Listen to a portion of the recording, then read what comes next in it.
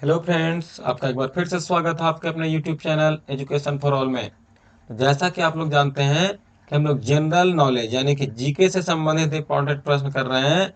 यानी कि आप कह सकते हैं कि हम लोग स्टैटिक जीके से इंपॉर्टेंट जितने भी प्रश्न हैं वो आने वाले एग्जाम्स के लिए काफी महत्वपूर्ण हो गए हैं। तो इसीलिए हम लोग स्टैटिक जीके के कुछ महत्वपूर्ण प्रश्न कर रहे हैं। आप लोगों के लिए एक बहुत बड़ी खुशखबरी है कि आप अगर हमारे टेलीग्राम चैनल है उसको ज्वाइन करते हैं तो वहां पर आपको फ्री एमसीक्यू टेस्ट की सुविधा उपलब्ध कराई गई है, ताकि आपको ये पता चल सके कि आपकी तैयारी कितनी है। तो आप हमारे टेलीग्राम चैनल से जरूर जुड़ें और वहां पे आप फ्री मॉक टेस्ट जरूर लगाएं। तो चलिए आज के सेशन की शुरुआत करते हैं आज के पहले प्रश्न के साथ।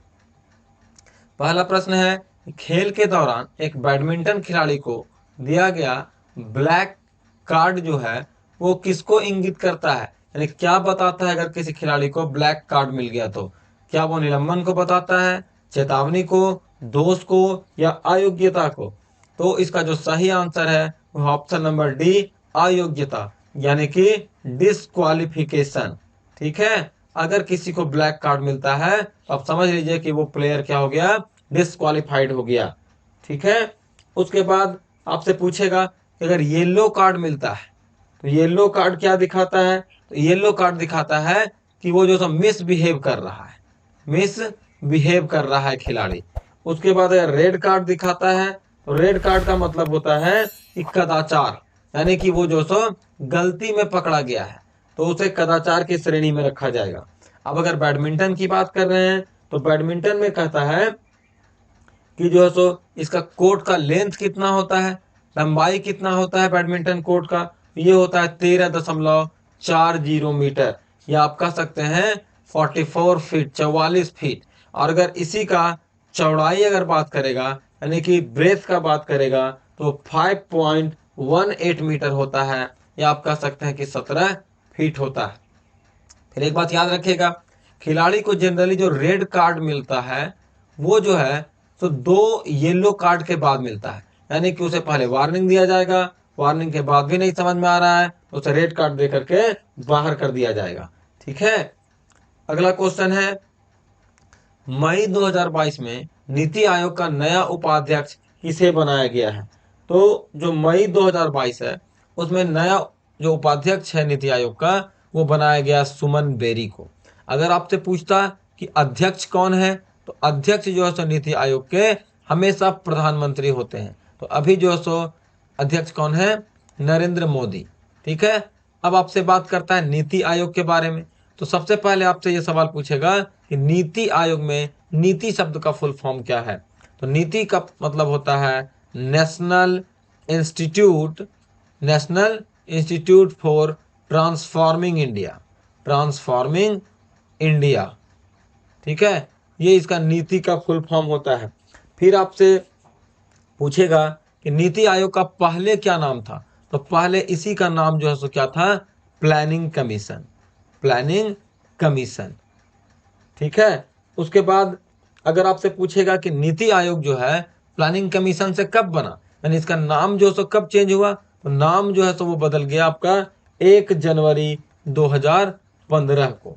तो इतना बात आपको याद रखना है। अभी अगर पूछेगा एस सोमनाथ कौन है, तो एस सोमनाथ जो सो भी इसरो के चीफ हैं।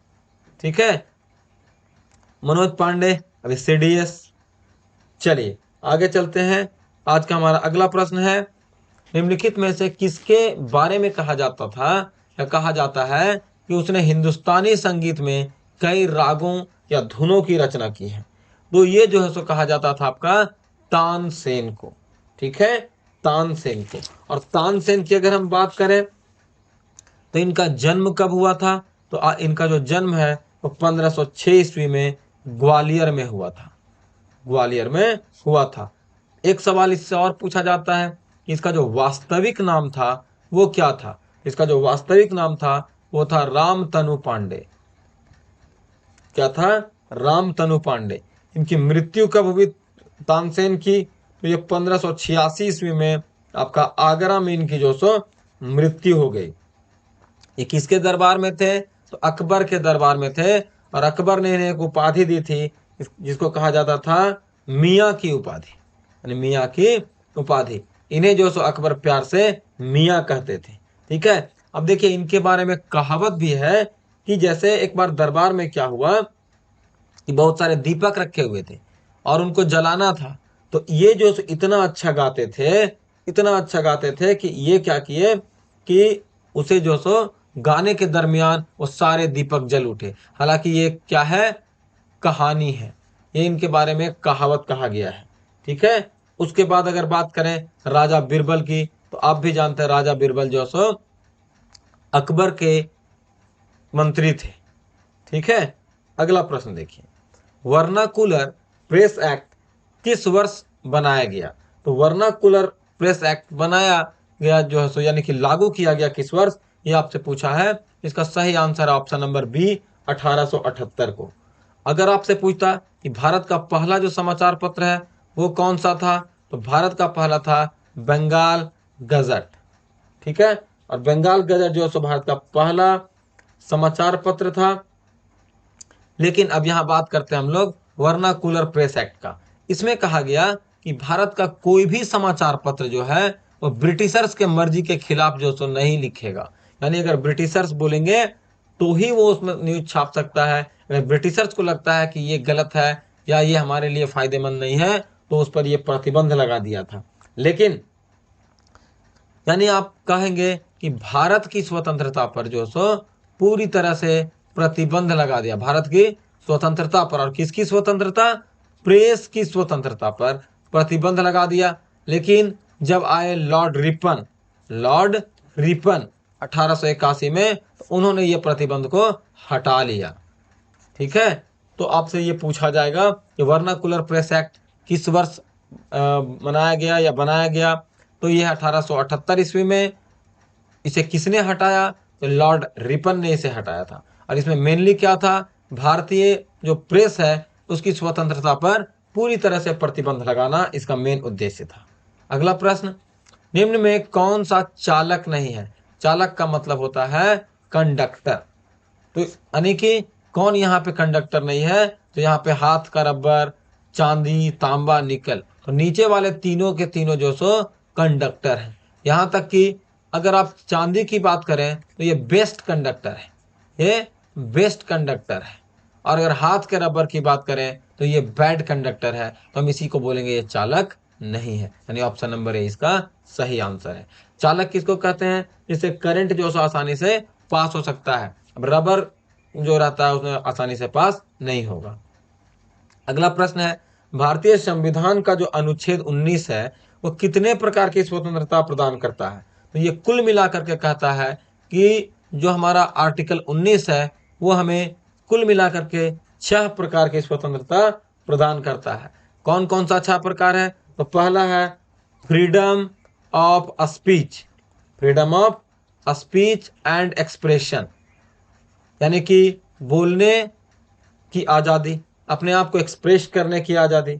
दूसरा कहता है कि आप एक जगह पे सभा कर सकते हैं, जमा हो सकते हैं, यानी कि असेंबल हो सकते हैं।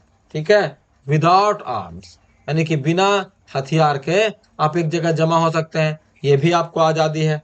तीसरा क्या कहता है कि आप एसोसिएशन बना सकते हैं, फॉर्म एसोसिएशन एंड ग्रुप, आप या यूनियन जो भी है आप बना सकते हैं। चौथा जो आपका फ्रीडम है वो कहता है कि आप पूरा इंडिया में फ्रीली मूव कर सकते हैं, move freely any part of India. और पांचवा जो है वो कहता है कि आप किसी भी जगह पे इंडिया में सेट हो सकते हैं, रिसाइड, कहीं पे जो से आप सेटल हो सकते हैं। और उसके बाद जो छठा हमारा है वो क्या कहता है कि आप कोई भी प्रोफेशन को एक्सेप्ट कर सकते हैं, आप जो भी चाहें वो जो सो आप बन सकते हैं। तो ये कुल मिलाकर के 6 प्रकार के जो सो स्वतंत्रता है आर्टिकल 19 के अनुसार। अगला प्रश्न, डोलोमाइट एक अयस्क है, तो आपसे पूछा गया है कि डोलोमाइट जो है वो किसका अयस्क है? तो ध्यान रखिएगा डोलोमाइट जो है सो आपका मैग्नीशियम का अयस्क है। ठीक है, अब पूछेगा कि एल्युमिनियम का अयस्क कौन सा है? तो एल्युमिनियम का जो है सो बॉक्साइट है। अगर सोडियम का पूछेगा तो ये आपका रॉक सॉल्ट है। रॉक सॉल्ट कहने का मतलब होता है जिसको हम लोग सेंधा नमक कहते हैं, सेंधा नमक। अगर पोटेशियम की बात करें तो पोटेशियम का जो होता है वो क्या होता है? कार्नालाइट होता है। तो ये सब जो सो ओर्स होते हैं, एस्क होते हैं। अगला प्रश्न, सितंबर 2022 में किस प्रसिद्ध पुरुष टेनिस खिलाड़ी ने संन्यास लिया? तो सितंबर 2022 में रोजर फेडरर, ये एक ऐसे खिलाड़ी हैं जिन्होंने संन्यास ले लिया। आपसे पूछेगा रोजर फेडरर कहाँ के हैं? तो ये आपका स्विट्जरलैंड के हैं। कहाँ के? स्विट्जरलैंड के। इन्होंने रिकॉर्ड 20 ग्रैंड स्लैम जीता है, 20 ग्रैंड स्लैम जीता है, इसमें से 8 जो है सो विम्बल्टन है। ठीक है, और ये एक ऐसे दुनिया के खिलाड़ी हैं जिन्होंने 300 सप्ताह, सोचिए 300 सप्ताह से ज्यादा समय तक जो है सो नंबर 1 की पोजीशन में रहे हैं। उसी तरह से अगर हम बात करें राफेल नडाल की, तो नडाल जो सो ये स्पेन से हैं और इन्होंने भी 20 ग्रैंड स्लैम जीता है, 20 ग्रैंड स्लैम जीता है, जिसमें से 13 क्या है इनका फ्रेंच ओपन है। और अगर नोवाक जोकोविच की बात करें तो ये भी खिलाड़ी हैं और ये सर्बिया के हैं और इन्होंने भी 20 ग्रैंड स्लैम जीत करके दोनों की बराबरी की है, यानी कि रोजर फेडरर की और राफेल नडाल की। ठीक है, और ये पहले ऐसे खिलाड़ी हैं ये कुल मिलाकर के 4 विंबलटन होते हैं, वो चारों में कम से कम 2-2 मुकाबले जीते हैं, यानी कि कम से कम जो सो 2-2 बार जो सो चारों विंबलटन में जीत लिया है। तो हमसे पूछा गया था संन्यास किसने लिया? तो रोजर फेडरर ने संन्यास ले लिया है। अगला प्रश्न है, भारत में सितार के उस्ताद के रूप में किसे जाना जाता है? तो सितार के उस्ताद अगर पूछेगा तो वह है पंडित रविशंकर, जिनका जन्म जो है कब हुआ था? 1920 ईस्वी में इनका जन्म हुआ और मृत्यु इनका जो सो 2012 में हुआ था। अगर महर्षि पतंजलि की बात करें तो ये योग और आयुर्वेद के लिए इनको जाना जाता है। ये जो सो शास्त्रीय आयुर्वेद के संस्थापक भी थे। ठीक है, और अगर पूछेगा उस्ताद बिस्मिल्लाह खां के बारे में तो इसे आप जानते हैं, इन्हें आप जानते हैं शहनाई वादक थे।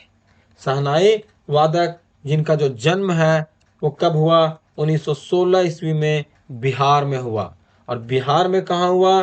तो कहता है कि डुमरांव एक जगह है, डुमरांव वहीं पे हुआ और इनकी जो मृत्यु है वो कब हो गई?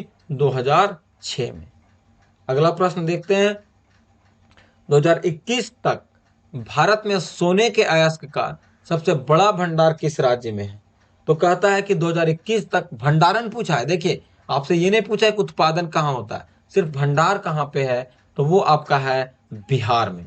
ये पता चला है कि बिहार में जो है सो भारत के कुल भंडारण का 44%, 44% सिर्फ और सिर्फ बिहार में है। राजस्थान में आपका 25% है और ये दूसरे नंबर पे आता है। और कर्नाटक में जो है सो आपका 21% है, ये तीसरे नंबर पे आता है। और अपना झारखंड जो है सिर्फ यहाँ पे 2% ही भंडारण है।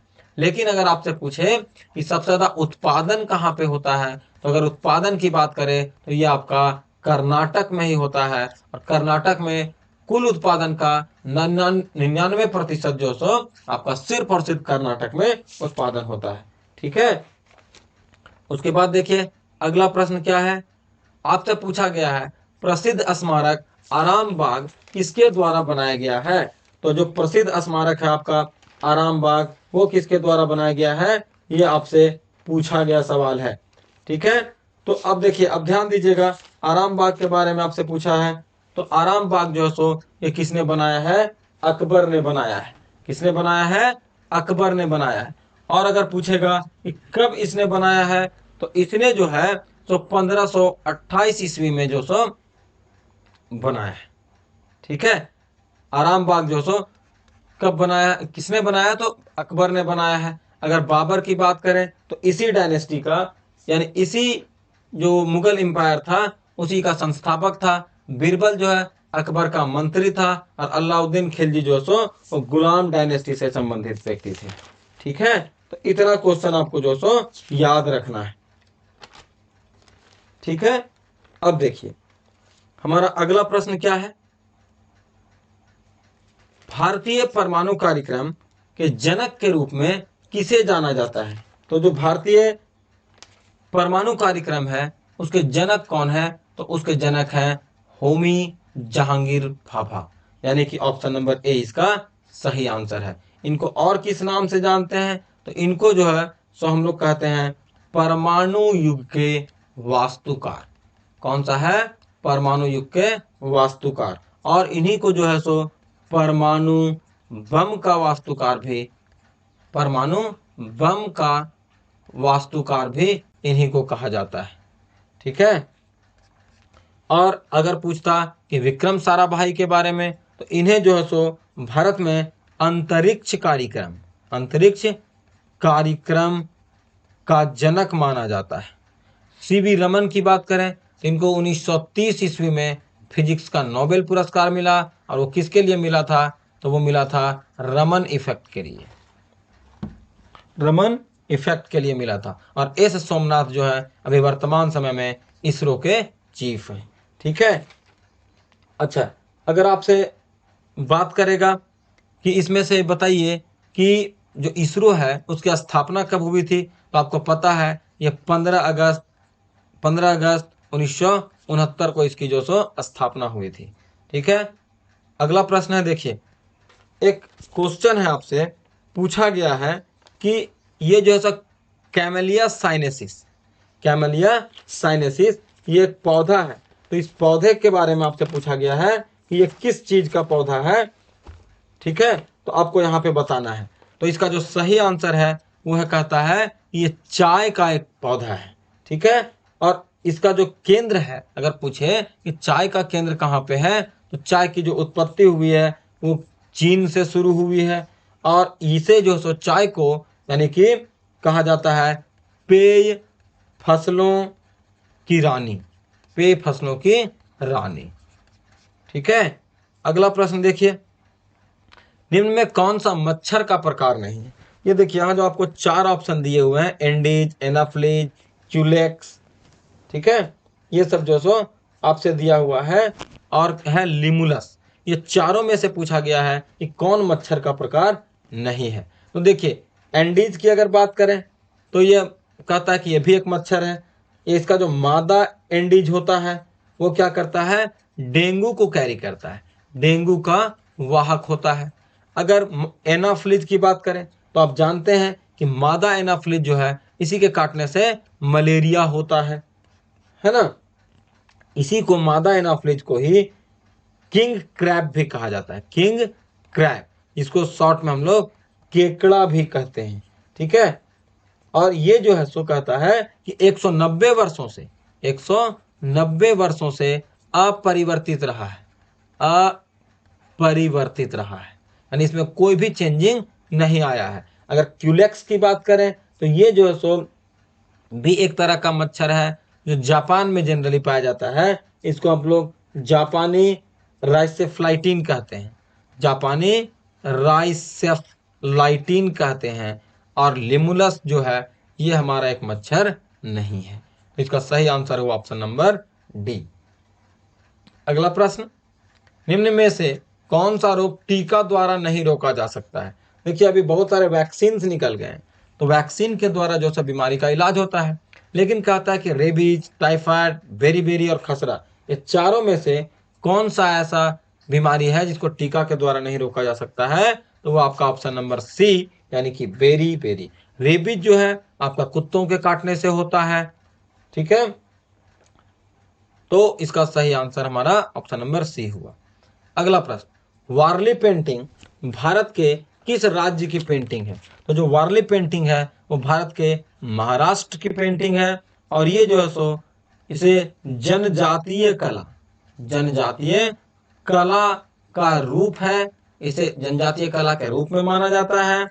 और इसे कौन मनाता है? इसे वारली जो जनजाति है वही लोग इसको मनाते हैं। उसके बाद हमारा अगला प्रश्न देखिए, बिहार केसरी के नाम से कौन जाने जाते हैं? जैसे अगर पूछता आपसे कि भारत में पंजाब केसरी के नाम से किसे जाना जाता है, तो वो तो लाल लाजपत राय होता। लेकिन आपसे पूछा बिहार केसरी, तो बिहार केसरी के नाम से श्री कृष्ण सिंह को जाना जाता है। और ये बिहार के पहले सीएम भी रहे, बिहार के पहले सीएम। कब से कब तक? 1946 से लेकर के 1961 तक जो सो ये बिहार के सीएम रहे हैं। ठीक है, इनका जो निक नेम है वो है श्री बाबू। और आपको पंजाब कैसे पूछता तो लाला लाजपत राय। ठीक है, कुंवर सिंह 1857 में विद्रोह का नेतृत्व किए थे। जयप्रकाश नारायण, इनके नाम पर यहाँ पे जो हजारीबाग में एक जेल भी है, जयप्रकाश नारायण केंद्रीय कारा।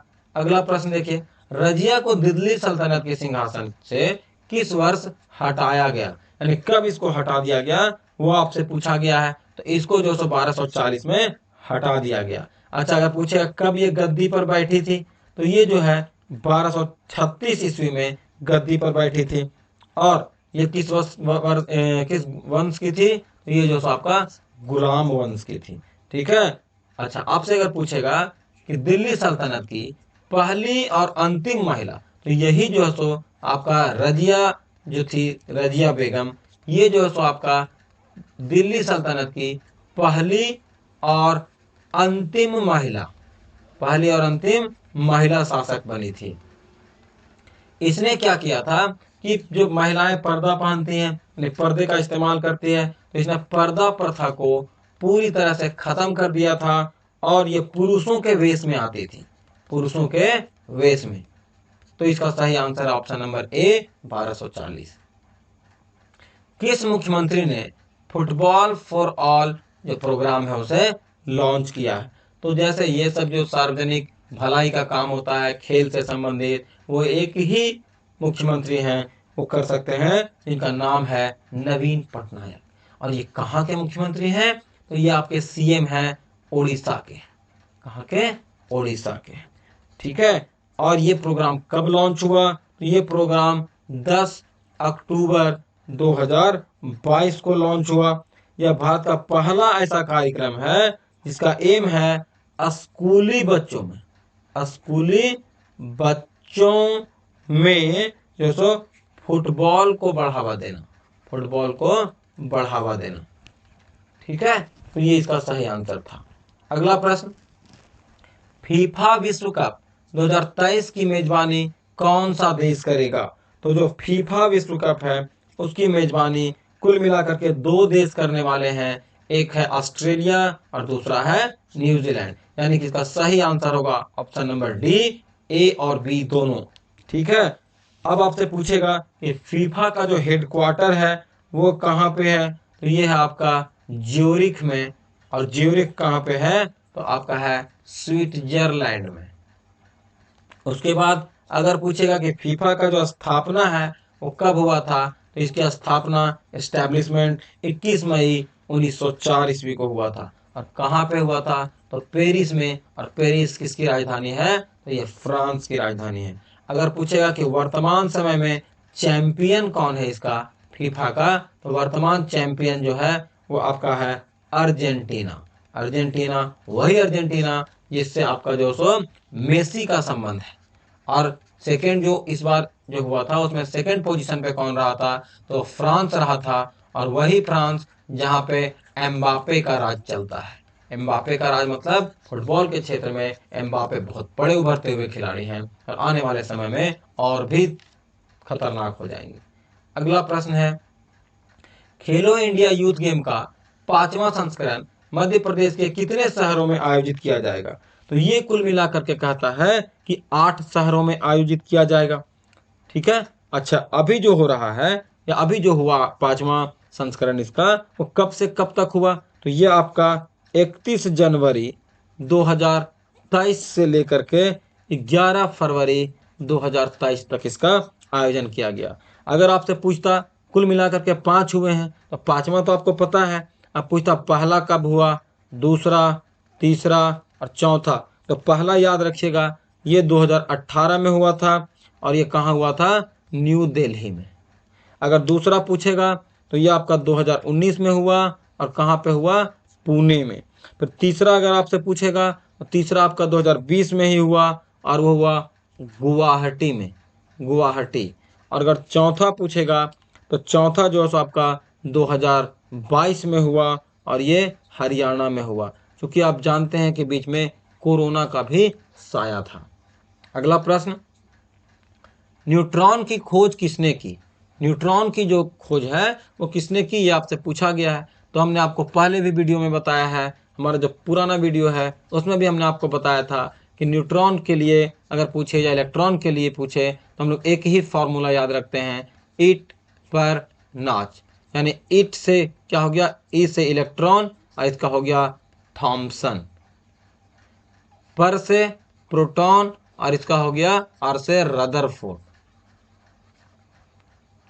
और नाच से हो गया न्यूट्रॉन और इसका हो गया चैडविक। ठीक है, तो ये इसका सही आंसर है ऑप्शन नंबर ए, न्यूट्रॉन के लिए चैडविक। ये न्यूट्रॉन की बात करें तो इस पर कोई भी चार्ज नहीं होता है, ये न्यूट्रल होता है। अगर प्रोटॉन की बात करें तो ये पॉजिटिव चार्ज होता है, और अगर इलेक्ट्रॉन की बात करें तो ये आपका नेगेटिव चार्ज होता है। अगला प्रश्न है, भारत का पहला 24x7 सौर ऊर्जा संचालित गांव का नाम क्या है? यानी कि यहाँ पे 24 घंटे जो है सौर ऊर्जा से बिजली मिलती है, तो वो है आपका मोढेरा। और ये मोढेरा कहाँ पे है? तो ये आपका गुजरात में है। ठीक है, और इसका जो पहल है वो किस योजना के तहत हुआ? इसका जो पहल है वो हुआ था मुख्यमंत्री सौर सहाय योजना। मुख्यमंत्री सौर सहाय योजना, इसके तहत इसकी जो सो शुरुआत की गई थी। अगला प्रश्न है, कर्क रेखा भारत के कितने राज्यों से होकर गुजरती है? तो कर्क रेखा जो है ये कुल मिलाकर के 8 राज्यों से गुजरती है। कहाँ कहाँ से? तो कहेगा गुजरात से, फिर राजस्थान से, फिर आपका एमपी है, फिर आपका छत्तीसगढ़ है, उसके बाद आपका अपना झारखंड है, फिर वेस्ट बंगाल है, त्रिपुरा है और आपका मिजोरम है। तो कुल मिलाकर के आपका जो सो ये 8 राज्यों से होकर के गुजरती है। ठीक है, इतने सवाल आपको जो सो एकदम से याद ही रखने चाहिए। इसमें आपको कोई दिक्कत तो नहीं होगा। अगर कोई दिक्कत होगा तो आप हमें कमेंट जरूर कीजिएगा कि हाँ ये क्वेश्चन को समझने में हमें दिक्कत हो रहा है। उसके बाद हमारा आज का जो आखिरी प्रश्न है वो देखिए क्या है। आखिरी प्रश्न है कि जो नगरहोल राष्ट्रीय उद्यान और टाइगर रिजर्व है वो कहाँ पे स्थित है, ये आपसे पूछा गया है। तो जो नगरहोल आपका है राष्ट्रीय उद्यान या आपका टाइगर रिजर्व है वो आपका कहाँ पे है? तो ये आपका जो सो कर्नाटका में है। तो इसका सही आंसर हुआ ऑप्शन नंबर ए, कर्नाटक। तो ये था आज का हमारा सेशन। ठीक है, अगर आपको किसी प्रश्न को समझने में दिक्कत हुआ हो तो आप हमें कमेंट जरूर करेंगे कि हाँ ये क्वेश्चन को समझने में थोड़ा सा दिक्कत हुआ है, तो मैं आपको फिर से उस क्वेश्चन को बताऊंगा, फिर से आपको समझाने का कोशिश करूंगा। आप हमारे टेलीग्राम चैनल को जरूर ज्वाइन करें, इसका लिंक जो है सो हमारे इस वीडियो के डिस्क्रिप्शन में दिया हुआ है। आप हमारे चैनल को जो नए हैं वो सब्सक्राइब कर लें ताकि सारा नोटिफिकेशन आपके पास पहले मिल जाए और हमारा वीडियो सबसे पहले आप देखें। ठीक है, तो फिर मिलेंगे एक नए वीडियो में एक नए सेशन के साथ। तब तक के लिए जय हिंद, जय भारत।